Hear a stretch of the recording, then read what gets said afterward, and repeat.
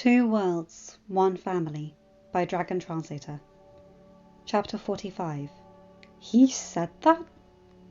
I will remain at the door, Alpha, Stormfly said. Hiccup sighed. Toothless can fit in the door, Stormfly. Dad can fit in the door. If we work on it, you can join us. If not, I'll work with Dad after he gets back and widen the door like we did Gida's. I will try, Alpha. I would wish to be with my rider.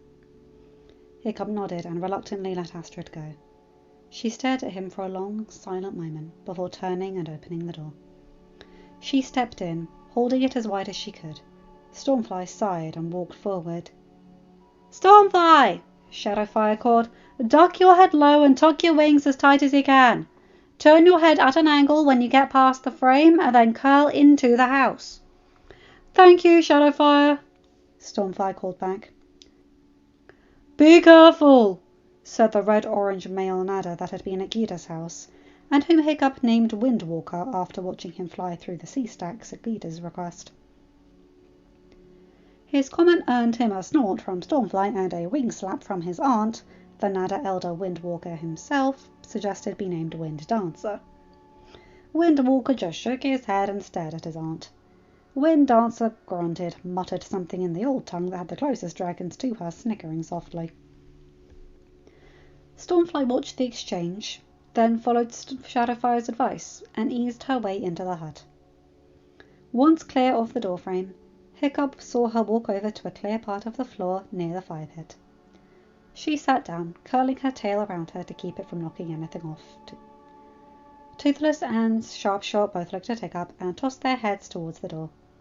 Hiccup snorted but walked in. His brothers followed, and Toothless slid his tail aside so Astrid could shut the door. Sharpshot flared his wings, rising from Toothless's saddle and fluttering over to Stoic's chair, laying down along the top of it. Toothless hopped to the rafters above the fire pit, stretching out along one of the beams. Hiccup turned when Astrid placed a hand upon his shoulder. Hiccup pulled her into his arms again. She held him close as well. Neither spoke, and the only sounds were the three dragons breathing, and the pops from the fire eating the logs in the pit. Hiccup knew he had to speak, though. He did not want to. Speaking would mean he would have to acknowledge her plan. Speaking would mean his soul would start screeching at him in protest to the danger Astrid her plan was putting her in. Speaking would mean his heart would feel as if some frost giant out of Gobber's nightmare tales had its claws that ripped and squeezed. Speaking would also mean he could show Astrid his trust in her abilities, and that alone kept him from barricading the door. He stared down at her, leaned close, and captured her lips with his own.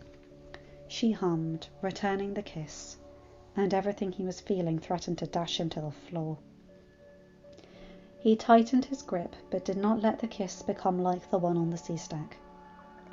He wanted another one like that when there was no real immediate threat to Astrid. He wanted that because he wanted many more of those kisses, one right behind the other, in fact. When he pulled away, he laid his forehead upon hers and closed his eyes. I know, he whispered. I know you can fight. I know you can handle yourself. I know I can't lose you. Astrid's arm tightened around him. Gida will be with me, Hiccup, she whispered. I know that too, he said, opening his eyes. I know what has to happen. You're right. Alvin can't be allowed to use anyone's family against them. Astrid kissed him. Hiccup moaned and returned it. She pulled back after several heartbeats and stared at him. I'll be back, Hiccup, she whispered. I'm not leaving you. I can't lose you either. Hiccup could not stop the soft cry that left his throat at that statement. Astrid buried her face into his neck, and Hiccup buried hers into her hair. Brother, Toothless said softly, we should plan this mission. Hiccup sighed but lifted his hand and nodded to his brother. He looked around the hut and sighed. We need more chairs in here. There were only two sat next to the small table he and his father sometimes ate morning meal and evening meal at. No other form of seating existed, as none had ever been needed. Any who came to see the chief in his home did not linger long enough to sit, or just used Hiccup's chair. Hiccup did not know how long this planning session would take, and he knew Gyda would need to be in on it since she was going. He was certain neither Astrid nor Gyda would wish to stand or sit up on the floor as they discussed options. Hiccup jerked as Astrid slipped free of his arms. He stared at her, brow furrowed, as she moved over to Stormfly. She reached into a small bag Hiccup tethered to the saddle the same day he put handles and tether hooks on. Hiccup blinked as she pulled out another skirt. She faced him and then pointed to the loft. "May I?" Hiccup gulped but made a vague hand swipe to the stairs. He could not speak as a weird feeling flew through him at the thought of Astrid anywhere near the place he slept. Astrid smiled at him and hurried up the stairs. When she returned, Hiccup lifted an eyebrow. She had changed into a new skirt and removed her spaulders. Hiccup, for the life of him, could not figure out why or what she was up to. Astrid grinned and pointed to Stoic's chair. "Please sit." "That's Dad's." "I know, but yours is too small."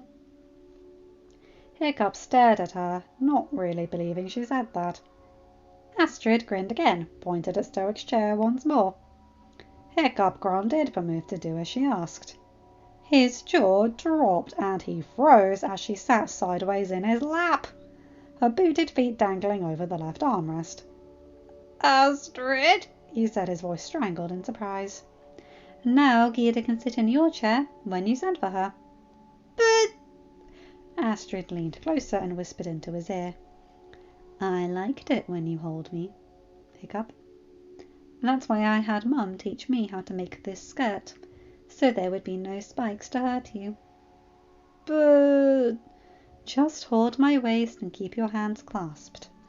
Nothing inappropriate and nothing for our chaperones to war about."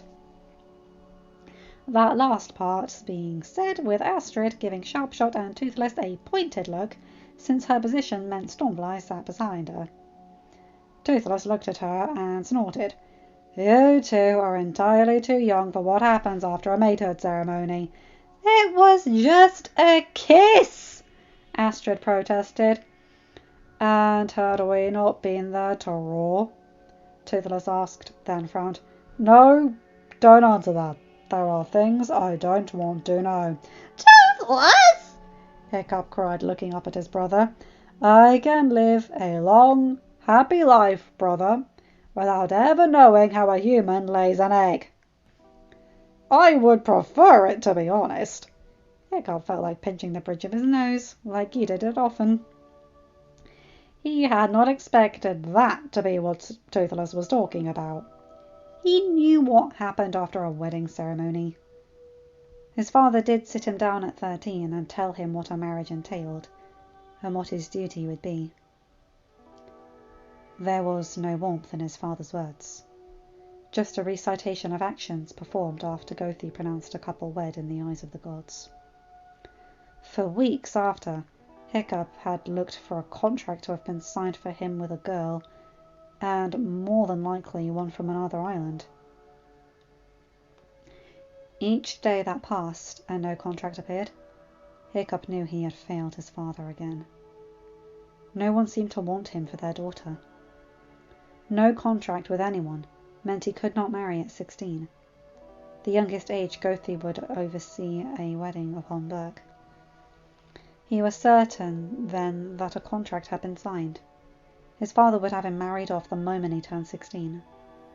Start early, and maybe Berg would have the heir it deserved by the time his father stepped down or passed away. Astrid, kissing him, yanked his attention. She sat back and stared at him with a lifted eyebrow. "What were you thinking?" she asked. "It caused your face to fall like it used to do before Toothless." Hiccup sighed. "He reminded me of Dad talking to me at 13. Not long after I started to admire you." Hiccup frowned. "I wonder if that was what prompted Dad to talk to me back then." Back then your parents wouldn't have agreed to any contract, so he was probably keeping me from bumbling something up again. Hiccup, Astrid said, placing a finger upon his lips. What did your dad say to you that had you looking as if everything went wrong again just now? Hiccup closed his eyes. He trusted Astrid, and knew he could speak to her about anything. But this was more personal than the knowledge Dog's Breath stabbed him. No one but he and his father knew of that conversation. Hiccup. He told me what happens after a wedding, and my duty in a marriage. What duty? Father the right heir. Make up for my life. He said that? Hiccup's eyes opened, and both of the dragons giving low growls and Astrid's voice taking on a tone that said she would have words with Stoic the next time she saw him. Not those exact words, Hiccup said, trying to calm everyone down. While he would need to fight if the situation called for it, needless aggression and tension left him drained. There was no reason to make a fuss over a conversation that happened 3 years ago. But he implied that. Hiccup sighed. He kept speaking about the heir I would father when I marry, while telling me how... His voice trailed off, his cheeks warming, and his ears beginning to burn. He closed his eyes again, willing the floor to open and drop him into the caves below Burke. What should have been a planning discussion so that Astrid could successfully conduct the rescue of Heather's parents had ventured into territory he was not sure he was ready for. He still did not know why Astrid's kiss on the sea stack overwhelmed him so much. He was not sure why the thought of Astrid being in danger caused everything within him to demand he hide her away. Gyda would be in the same danger, but Hiccup felt no compulsion to keep the mage safe as he wanted to keep Astrid. He felt a callous hand caress his cheek. Please, look at me. Hiccup opened his eyes at Astrid's whisper. You have nothing to make up for, Hiccup. Nothing. An irresistible urge to kiss her soared through Hiccup. He obeyed it and moaned when she returned it. 2 dragons chittering and one warbling loudly caused Hiccup to pull back and look at his brother. What? Hiccup said. We didn't roar that first time. The dragon grunted, never satisfied. He muttered, shaking his head. Hiccup snorted, then shifted to look up at Sharpshot. He had put it off as long as was feasible. The mission had to be planned and carried out, so that Astrid could return and he could hold her again. Maybe, in that time, he would learn what was going on with him. Could you go and get Gyda? Hiccup asked. Sure, Brother Alpha. End of chapter. Hi guys, hope you enjoyed that one. Oh boy, okay. Ouch. I can't even imagine how that feels. Family drama is one thing, but that is next level. But I love that Astrid is having his back to the nth degree.